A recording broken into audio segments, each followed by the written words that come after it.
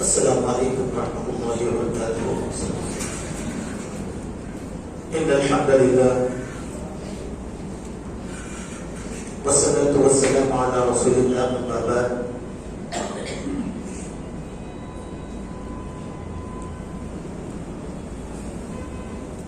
معزز حاضرین، آج کتاب الایمان کا 17واں باب سے اس درس کا آغاز ہوگا اور حدیث نمبر 25 آپ کے سامنے پڑھی جائے گی.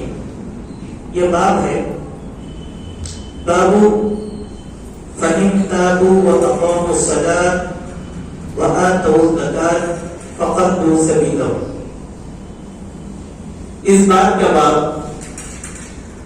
کہ اگر کوئی توبہ کر دے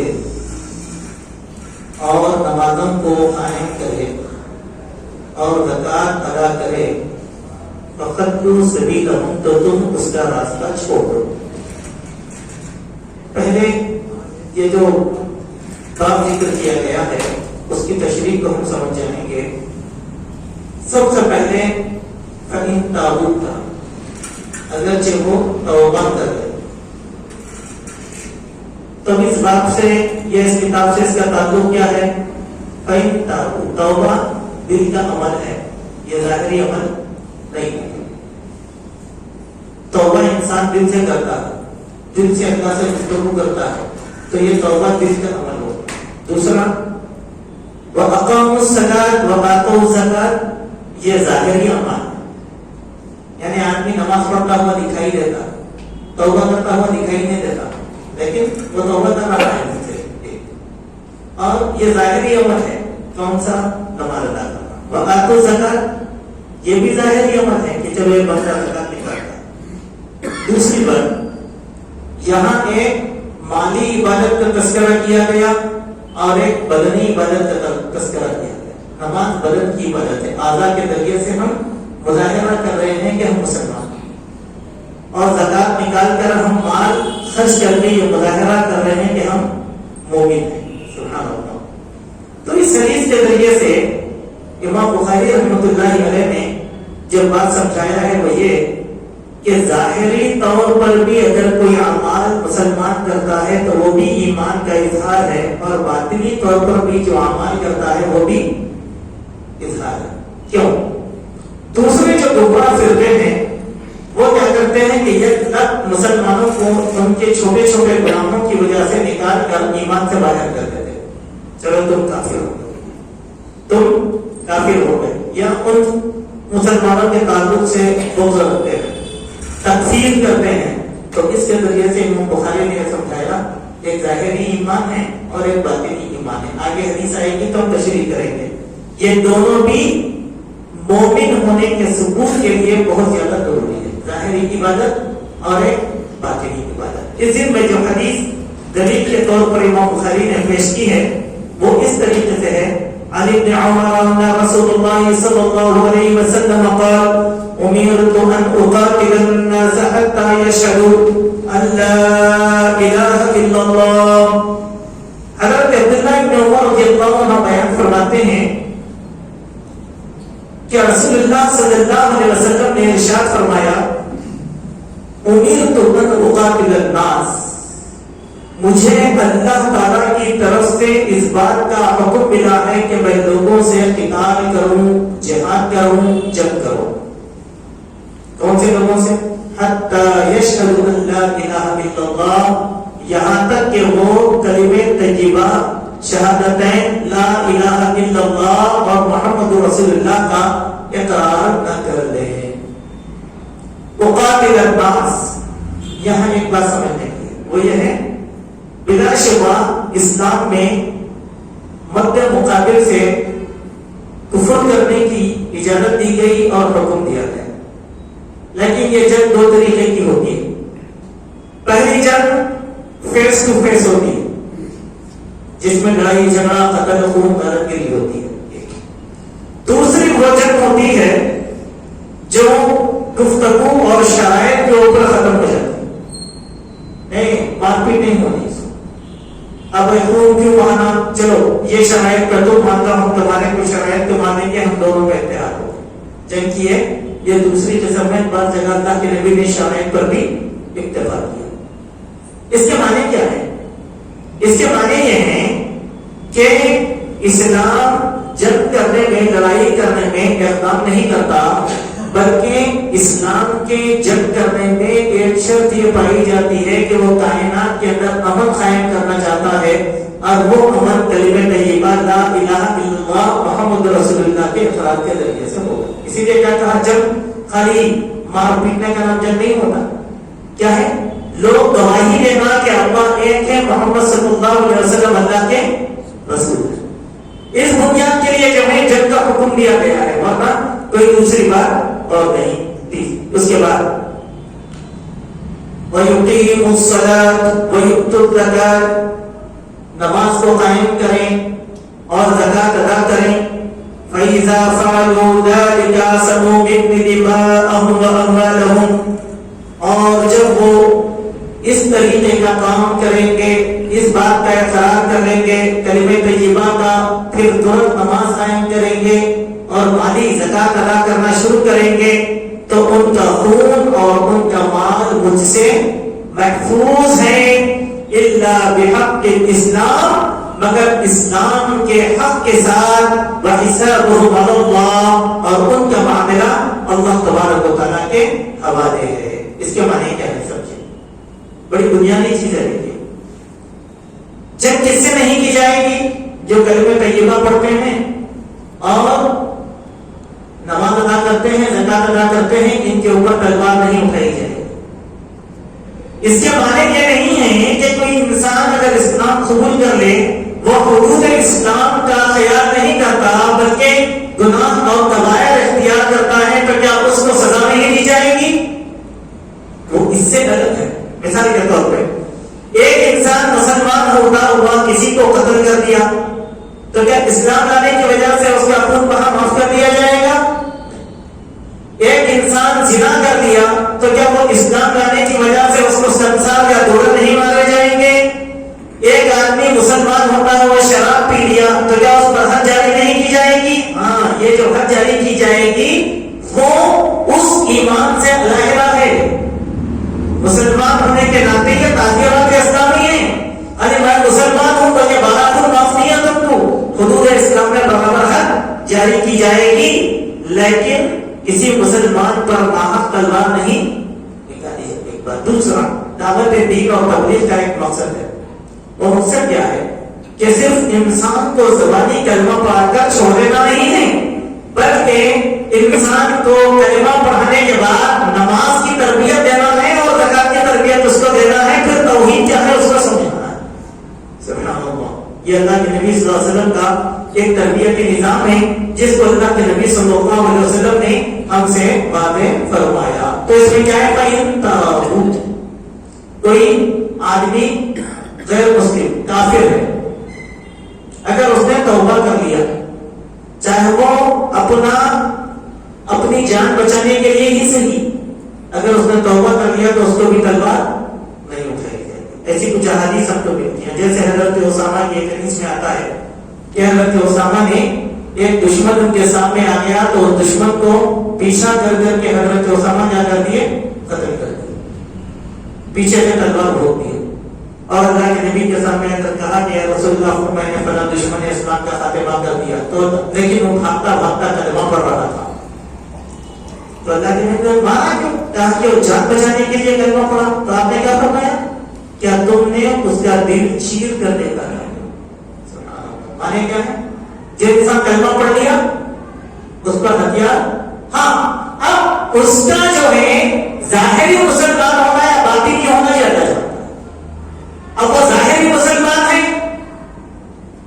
وہ واضح ہو جائے گا، وہ باطنی مسلمان ہے یہ اللہ بہتر جاننے والا ہے دل کے عمل کو. یہی اسلام کی تعلیم ہے. ورنہ لوگ کہتے ہیں کہ اسلام تلوار کے ذریعے سے پھیلا، یہ مستقل ہے. اسلام دعوت توحید کے ذریعے سے پھیلا، اس کی تعلیمات کے ذریعے سے پھیلا، اخلاقی تعلیمات کے ذریعے سے پھیلا. ورنہ یہ عجیب فلسفہ ہے. ایک بات کوئی بھی آپ کو بھی کہے گا، ہمارے پاس بھی بات لوگ ہیں، وہ لوگ کیا بولتے ہیں؟ شعر پڑھتے بار بار. کیا بولتے ہیں کہ اسلام زندہ ہوتا ہے گھر کربلا کے بعد. یہ انتہائی باطل شعر ہے. یہ تاریخ اسلام کو مسخ کر دیتا ہے. نہیں، اسلام کربلا کے بعد زندہ نہیں ہوا. اسلام اپنے تعلیمات کی وجہ سے زندہ ہے. اخلاق کی، عبادات کی، عقیدے کی، ان تعلیمات کی بنیاد پر اسلام پھیلا پھولا. اور چھوٹی سی بات کے لیے ہمارے پاس برادران وطن ہیں، وہ چلا چلا کر کہتے ہیں کہ اسلام جو ہے تلوار کی زور پہ پھیلا. لوگ جو ہے تلوار کی زور پہ جتنے بھی مسلمان آئے تھے انہوں نے غیر مسلموں کو ایسا اگر ہوتا تو 1000 سال مسلمانوں کا اقتدار تھا، حکومتیں تھی، 400 سال 500 سال حکومت کر رہے یہ خاندان تلوار کی نوکر پورے ہندوستان کو مسلمان بنا نہیں کرے. ہمارے مسلمان جب بھی 7% سے 11% تک تھے، آج 18% ہے. 1000 سال حکومت کرنے کے بعد 18% ہے. تو تلوار چلائیں گے مسلمان؟ چونکہ اللہ کے نبی کی تعلیمات یہ ہیں کہ اسلام کی جنگیں جو ہوں گی وہ امن کے لیے ہوں گی، کسی کا سربناش کرنے کے لیے جنگ نہیں ہوگی. یہ ایک دلیل تھی، ایک حدیث تھی جس کو ہم نے آپ کے سامنے رکھا. اب ہمیں اس کے بعد دوسرا باب نمبر 18. اس باب میں بتایا گیا من قال ان الایمان هو العمل. اس بات کا باب کہ جس نے یہ کہا کہ ایمان عمل کا نام ہے. سبحان اللہ، ایمان عمل کا نام ہے. ایمان کیا ہے؟ عمل. اسی لیے شاعر نے کہا تھا عمل سے زندگی بنتی ہے جنت بھی جہنم بھی، یہ ساقی اپنی فکر میں نہ دوری ہے نہ ناری ہے. عمل ہے ہمارے پاس، عمل سب سے زیادہ اہم ہے. عمل نہیں ہے تو پھر کچھ تقسیم ہے، آگے آئے گی، اس تقسیم میں ہم لوگ چلے جائیں. ہم مسلمان رہیں گے لیکن مومن نہیں رہیں گے. مومن اگر بننا ہے عمل کرنا پڑے گا. خالی کلمہ پڑھ لیا، نماز نہیں، روزہ نہیں، زکات نہیں، حج نہیں، تلاوت نہیں، عبادت نہیں، کچھ بھی نہیں، مسلمان رہے گا لیکن مومن ایسا مسلمان جہنم میں بھی جائے گا، سزا بھی بھگتے گا وہاں پر جا کر. مومن نہیں، مومن کے لیے اللہ تبارک و تعالیٰ سیدھے سیدھے جنت مقرر کر دیا. اسی لیے اللہ کے نبی نے کہا کہ جنت پر صرف مومن چاہیے، عمل چاہیے. عمل ایمان کس چیز کا نام ہے؟ عمل کا نام. اس کی دلیل میں امام بخاری رحمۃ اللہ علیہ نے ایک آیت پیش کی. لقوله تعالی وتلك الجنة التي أورثتموها بما كنتم تعلمون. یہ جنت جس کا تم سے وعدہ کیا گیا ہے یا جس سے تم وعدہ کیے گئے ہو، یہ تمہارے اعمال کی بنیاد پر ہے. وتلك الجنة التي أورثتموها، جس کے تم وارث بننے والے ہو. اللہ تبارک و تعالی نے فرمایا کہ اولئک هم الوارثون الذین یرثون الفردوس هم فیہا خالدون. اہل ایمان کی کچھ صفات بیان کیا گیا سورۃ المومنون میں. کہا کہ یہ دراصل جنت الفردوس کے وارث ہیں، یہ لوگ اور ہمیشہ رہیں گے. تمہارے جائیں ایمان صرف دعوے کا نام نہیں ہے، ایمان عمل کا نام ہے. اس عمل کی بنیاد کے اوپر جنت ملنے والی ہے جس کا وعدہ اللہ تبارک و تعالیٰ نے ہم لوگوں سے کیا ہے. وقال عدة من اہل العلم فی قوله تعالی، اور بہت سے اہل علم نے کہا. کون اہل علم؟ جو یہاں پر بھی ایک بہت بڑی تاکید ہے. وقال بعض اہل العلم، بعض اہل علم نے کہا. اس کی توجیہ میں محدثین بیان کرتے ہیں کہ وقال بعض اہل العلم، اس سے مراد کون ہے؟ اس سے مراد وہ جلیل القدر صحابہ ہیں. کون؟ حضرت انس بن مالک، یہ اہل علم تھے. حضرت مجاہد، اور اسی طریقے سے حضرت عبداللہ بن عمر رضی اللہ عنہما. ان لوگوں نے اس آیت کے ضمن میں کہا، کیا کہا؟ فَرَبِّكَ لَنَسْأَلَنَّهُمْ أَجْمَعِينَ عَمَّا كَانُوا يَعْلَمُونَ. اللہ کی ذات اور کبریاء کی قسم ہے، یقیناً البتہ ضرور بضرور وہ سارے کے سارے لوگوں کو جمع کیا جائے گا. سارے کے سارے لوگوں سے یہ سوال کیا جائے گا اس کے بارے میں، ان کے اعمال کے بارے میں. عمل ہو وہ کیا کیا عمل کرتے تھے اس کے بارے میں. تو یہاں ثابت کیا ہوا؟ ایمان کس کا نام ہے؟ عمل.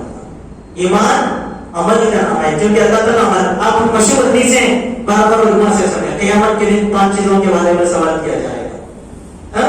جوانی کے بارے میں، مالداری کے بارے میں، یہ سب احادیث سنے نا. وہ عمل ہوا نہیں ہوا، اس کے بارے میں سوال کیا. اللہ تعالیٰ عمل کے بارے میں، ہر چیز کے بارے میں اللہ تعالیٰ کیا کریں گے؟ وہ جو ہر چیز جو ہم کریں گے وہ کیا ہے؟ ہمارا عمل ہے.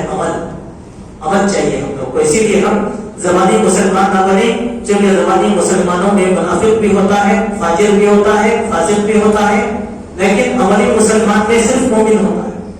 جو قرآن میں درجات مومنون، صادقون یہ جو بتائے ہیں، متقون، یہ درجہ جو ہے عمل کے ذریعے سے پیدا ہوتا ہے، چاہے عمل چھوٹا ہو چاہے عمل بڑا ہو. اس کی دلیل میں دو آیتیں تھی. القول لا الہ الا اللہ، اور اس قول کے بارے میں بھی اہل علم نے کہا، لا الہ الا اللہ کے بارے میں فرمایا لمثل هذا فليعمل العاملون. اللہ اکبر. یہ ایک مثال ہے. کیوں؟ تاکہ عمل کرنے والے اس پر عمل کریں. سبحان اللہ. عمل کی طرف ابھارا گیا ہے، عمل کی طرف ابھارا گیا ہے. اسی لیے دین اسلام نظریات کا نام نہیں ہوتا، افکار کا نام نہیں ہوتا، یہ حکم کی تعمیل کا نام ہے. چاہے اللہ کا ہو چاہے رسول اللہ کا ہو، اس کی تعمیل کرنے کا نام کیا ہے؟ اسلام، ایمان. فکری مذہب ہے کیا اسلام؟ جو بھی انسان یہ سمجھے کہ دین اسلام فطری تعلیمات کا نتیجہ ہے تو یہ غلط ہے. یہ الہی تعلیمات کا نتیجہ ہے، اور یہ وہ الہی تعلیمات ہیں جس میں نبی کی بھی مداخلت نہیں ہے. نبی بھی وہی کہتے ہیں جو اللہ تعالیٰ نبی سے کہتے ہیں. نبی کی بھی منشا نہیں ہے کہ نبی اپنی مرضی سے جو چاہے اس دین کے اندر عمل اختیار کرے. اس دن میں جو حدیث دلیل کے لیے لائی گئی وہ حدیث یہ ہے کہ عن ابي هريره رضي الله عنه ان رسول الله صلى الله عليه وسلم سئل اي العمل افضل. حضرت ابو هريرہ رضی اللہ عنہ بیان فرماتے ہیں کہ یقینا رسول اللہ صلی اللہ علیہ وسلم نے ارشاد کہ اللہ کے نبی صلی اللہ علیہ وسلم سے ایک صحابی نے یہ سوال کیا. رسول اللہ صلی اللہ علیہ وسلم یہ سوال کیے گئے. کیا سوال ہے؟ ای العمل افضل. یا رسول اللہ آپ یہ بتائیں کہ سب سے بہترین عمل کون سا ہے؟ سبحان اللہ. افضل کے معنی کیا ہے؟ افضل سب سے اونچا بہترین عمل. سبحان اللہ. افضل مفضول، افضل سے تھوڑا چھوٹا مفضول. افضل اس میں مبالغہ کا صیغہ، کسی عمل کی سب سے بہترین افضل کہلاتی ہے. افضل بہت بڑا لفظ ہے. افضل الاعمال سب سے بہترین اور افضل ترین عمل کون سا ہے؟ فقال ایمان باللہ ورسولہ، اللہ اور اس کے رسول پر ایمان رکھنا. کافی ہے سب کا ایمان ہے. چلیے آپ بولیے، چاہے منافق مسلمان، چاہے فاجر مسلمان، چاہے فاسق مسلمان. ہمارے 72 فرقوں میں یہ سب شامل ہے. 73 فرقوں ایک ہی فرقہ ہے جو مومنوں کا ہے، لیکن مسلمانوں کے 73 فرقے. تو جو 72 جہنم میں جائیں گے نا ان میں فاجر بھی ہیں، فاسق بھی ہیں اور منافق بھی ہیں. یہ سب ہمارے اندر ہی پیدا ہوں گے. سمجھے؟ تو اللہ کے یہ سب لوگ کیا کرتے ہیں؟ اللہ پر ایمان، رسول اللہ پر ایمان رکھتے نہیں رکھتے. ایسا کوئی مسلمان نہیں ہے جو اللہ اور اس کے رسول کا انکار کرنے والا ہو. لیکن فرق کہاں تھا؟ عمل میں. قیل ثم ماذا، پھر پوچھا گیا یا رسول اللہ اور اس کے رسول پر ایمان رکھنے کے بعد سب سے بہترین عمل کون سا ہے؟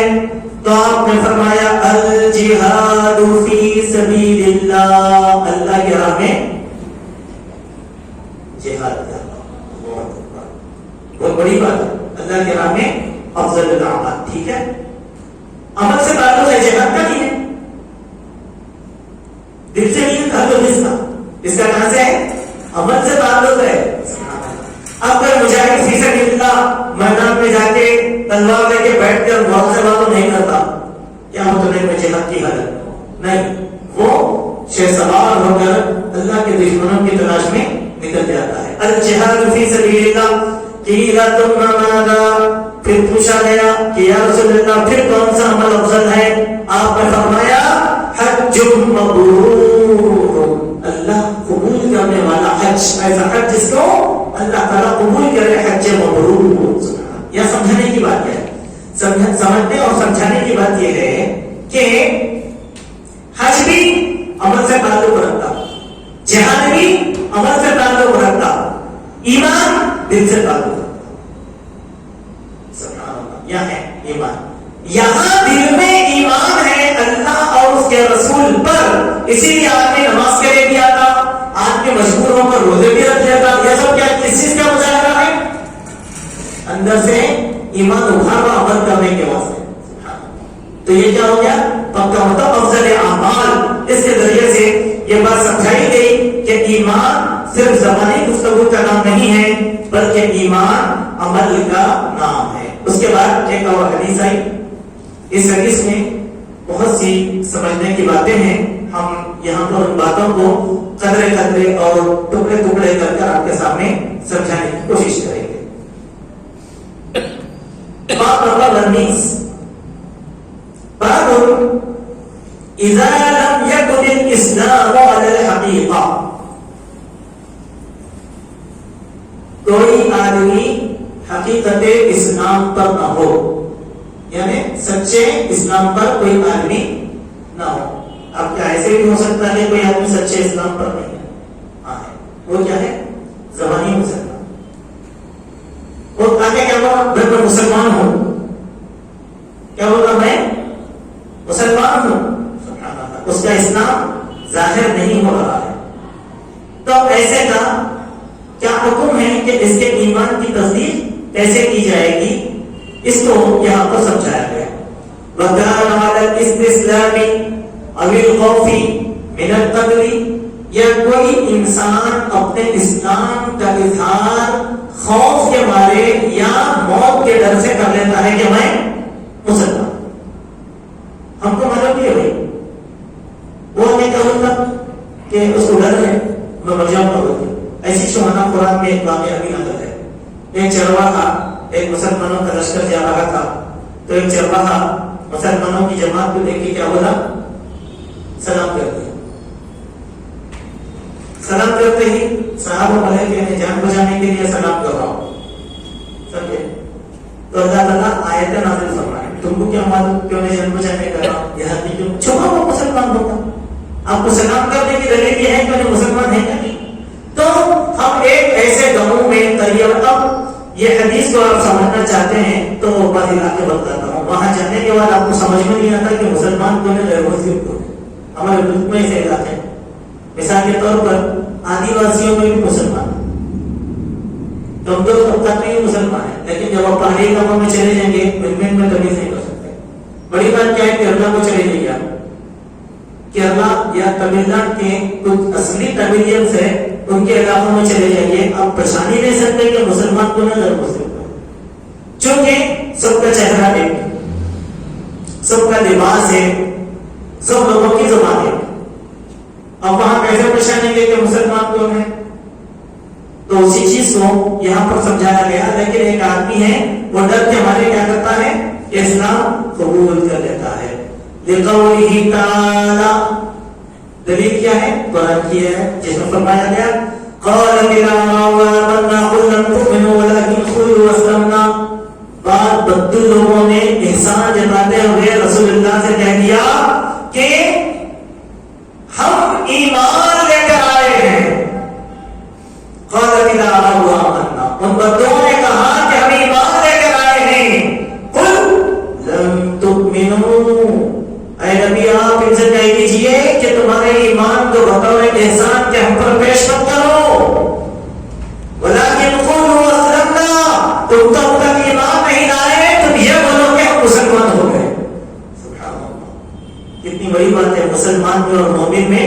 تو قرآن کی ہے سمجھانے کی. اللہ تعالیٰ نے تو کافر نہیں کہا، ان کیا تو مسلمان ہے. کیوں؟ ابھی تک تمہارا ایمان ظاہر ہو کے سامنے نہیں آیا. نماز، روزہ، زکات، حج، اخلاقیات، دیگر معاملات، اس کے ذریعے سے تو اب تک تمہارا ایمان سامنے نہیں آیا. اس لیے تم کیا ہو گئے؟ مسلمان. ٹھیک ہے، ان کو کیا کہو؟ مسلمان. فَإِذَا كَانَ عَلَى الْحَقِيقَةِ فَهُوَ عَلَى قَوْلِهِ جَدَّ ذِكْرُهُ. اگر وہ حقیقت میں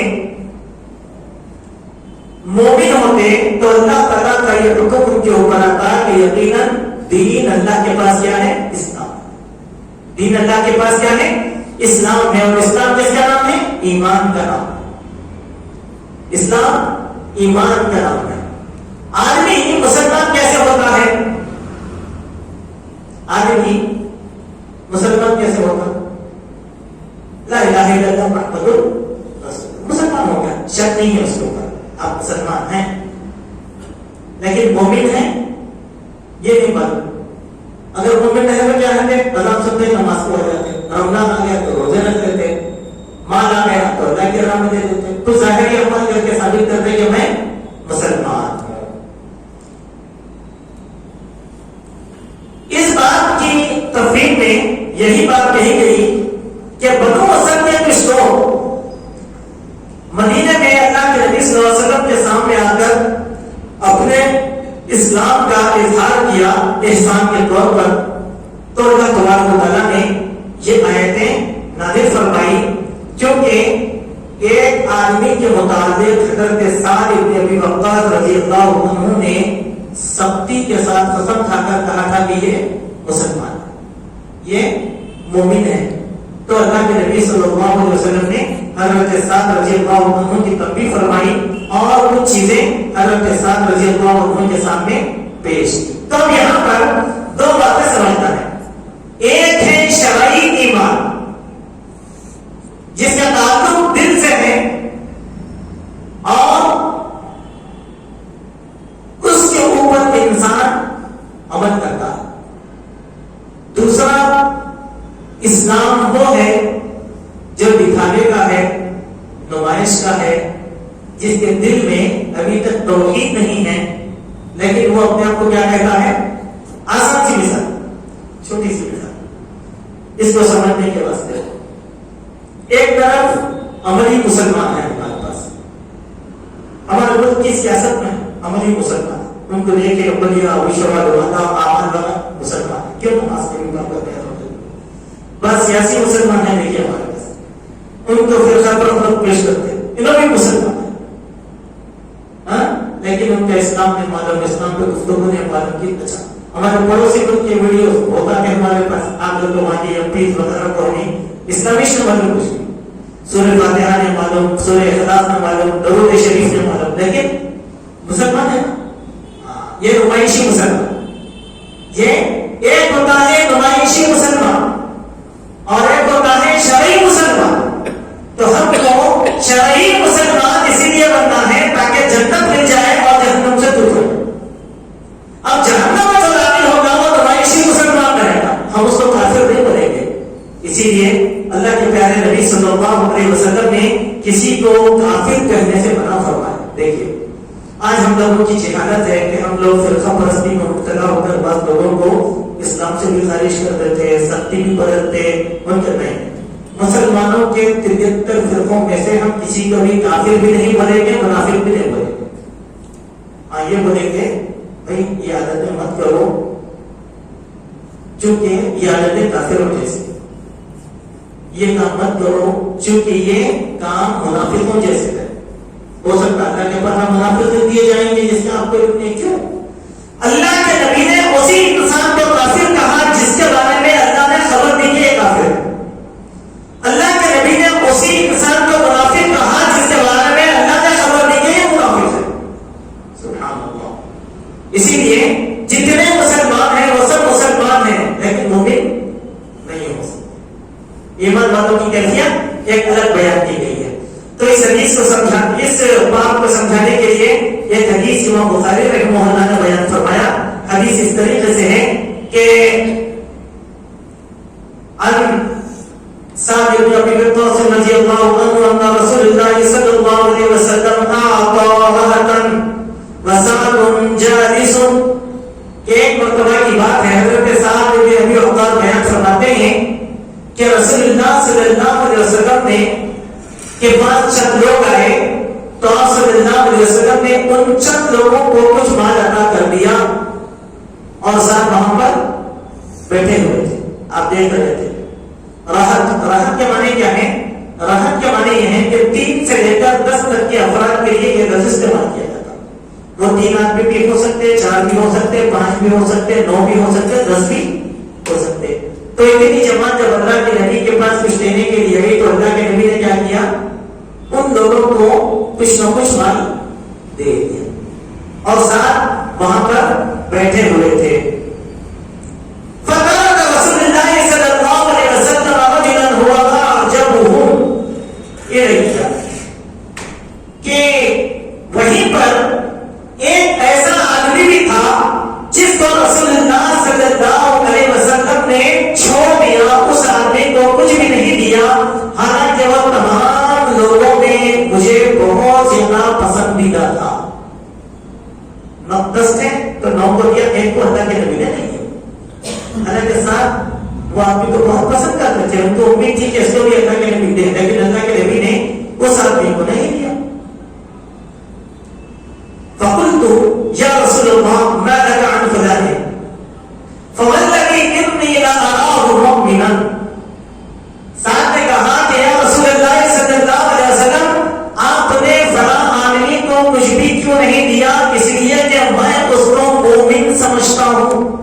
کیا بولے؟ میں اس کو مومن سمجھتا ہوں. فقال قل مسلما فسكت قليلا. یہ سن کر اللہ کے نبی نے کہا تم مومن سمجھتے ہو کہ مسلمان سمجھتے ہو؟ ساتھ کیا بولے؟ میں مومن سمجھتا ہوں. اللہ کے نبی پوچھ دیے تم مومن سمجھتے کیا مسلمان سمجھتے؟ فسکت تو میں خاموش ہو گیا. یہ کیا بات ہے؟ مومن مسلمان، مومن اور یہ مسلمان. فسکت تو قلیلا، تھوڑی دیر کے لیے میں نے خاموشی اختیار کر لیا. ثم غضبني ما أعلم منه فعدت لمقالتي. اس کے بعد کیا ہوا کہ اس آدمی کے بارے میں میرے جو خیالات تھے وہ مجھ پر غالب آ گئے، تو میں کیا کیا؟ ان باتوں کو اللہ کے نبی صلی اللہ علیہ وسلم کے سامنے پیش کرنے کی جرات کر لیا اور اللہ کے نبی کو اس آدمی کے بارے میں بیان فرمایا اور پھر پوچھ لیا. فقلت ما لك عن فلان فوالله اني لاراه مؤمنا فقال مسلما. پھر دوبارہ میں نے اللہ کے نبی سے کہا یا رسول اللہ آپ نے سب کو تو عطا کر دیا، اس آدمی کو آپ نے کیوں نہیں کیا؟ چونکہ میں اس کو مومن سمجھتا ہوں. تو اللہ کے نبی نے پھر سوال کیا تو مومن سمجھتے ہو کیا مسلمان؟ یہ بتاؤ. ثم غضبني ما أعلم منه فعدت لمقالتي. پھر اس آدمی کے بارے میں جو بھی میرے دل میں تھی بات، وہ بات میرے زبان پہ آ گئی. تو پھر میں اللہ کے نبی سے تیسری مرتبہ اس آدمی کے بارے میں یہی سوال کیا. وقال رسول اللہ صلی اللہ علیہ وسلم، تو اللہ کے نبی نے تیسری مرتبہ بھی وہی بات مجھ سے کہا کہ تم مومن سمجھتے ہو کہ مسلمان.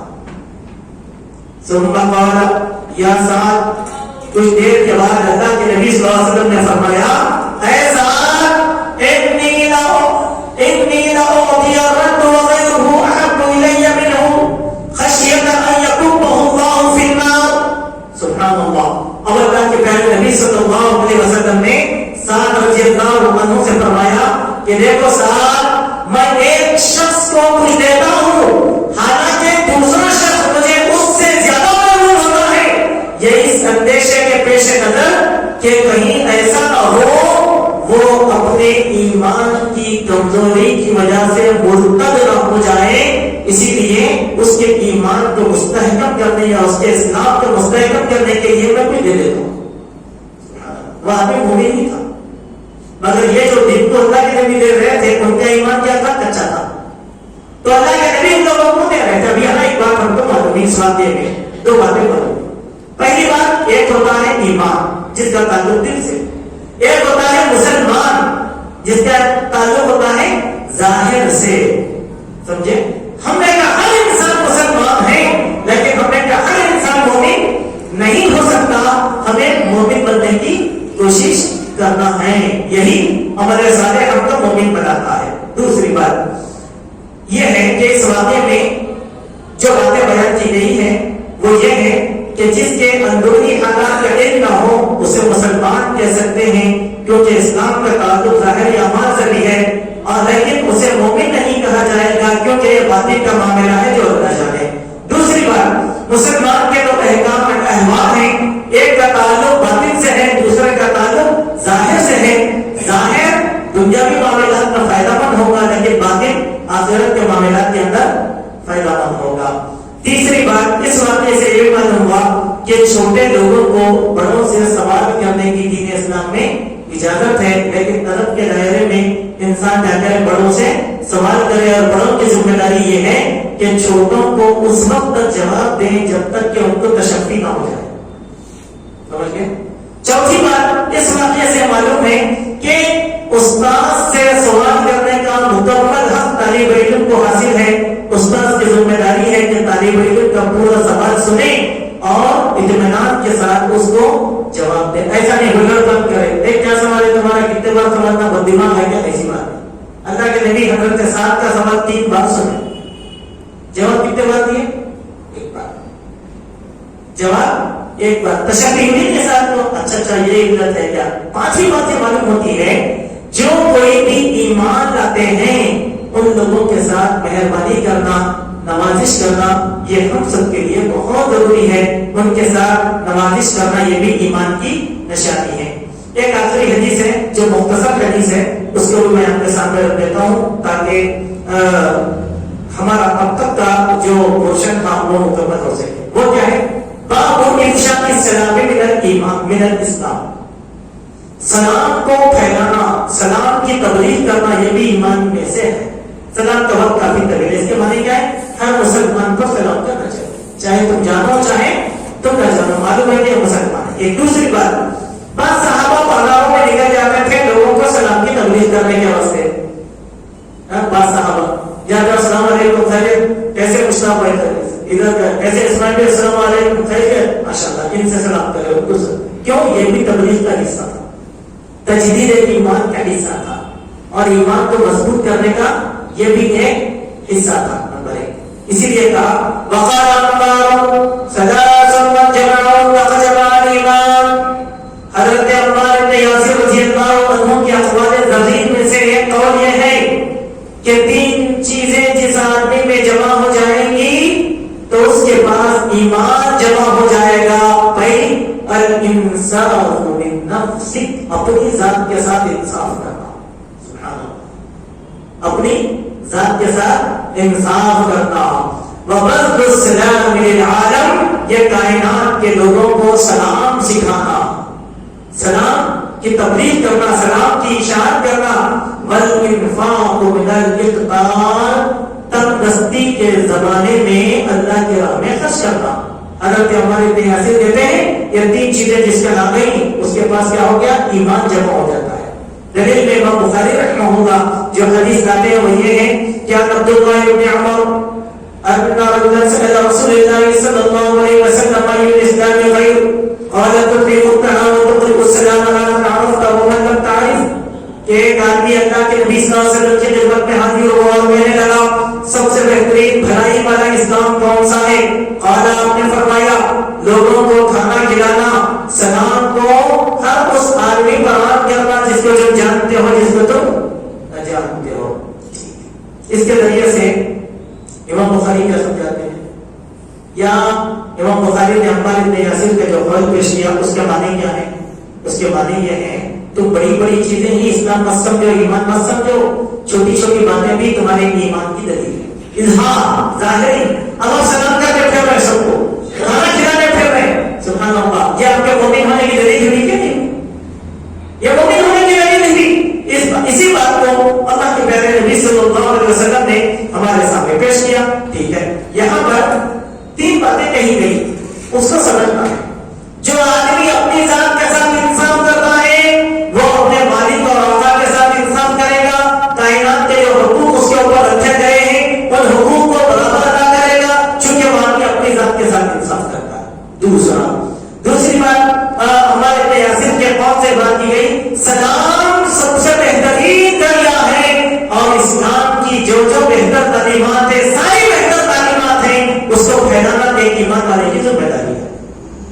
کیا ہے بڑی بڑی خالی سلام ہم لوگ نہیں کرتے کرنا، ہم لوگ بڑے بدتمیز مسلمان ہو گئے آج کل، بولنے والے بھی سننے والے بھی دعویٰ کرنے والے بھی کیا کہتے ہیں ہم لوگ بولتے ایمان ایمان ایمان. اللہ کے لیے سلام تو پیش کرے گا، اس کی دلیل کیا ہے؟ چھوٹا کام ہے سلام. اب آپ بھری مجلس میں ہیں، سیدھے ہاتھ سے پانی پینا، بیٹھ کے پانی پینا، 3 سانس میں پانی پینا، کپڑوں کو ٹکنے سے اونچا رکھنا، یہ کیوں معلوم؟ اس کے ذریعے سے دعوت و تبلیغ ہوتی ہے. بڑا استعمال کر کے اسٹیج چلا کے دعوت و تبلیغ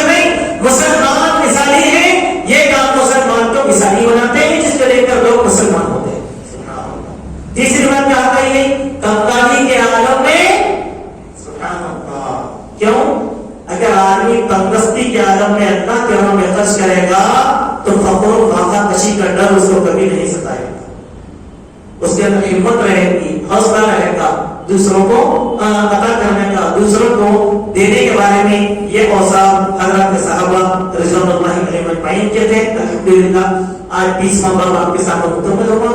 28ویں حدیث ماشاءاللہ آپ کے سامنے ہم نے پیش کی ہے.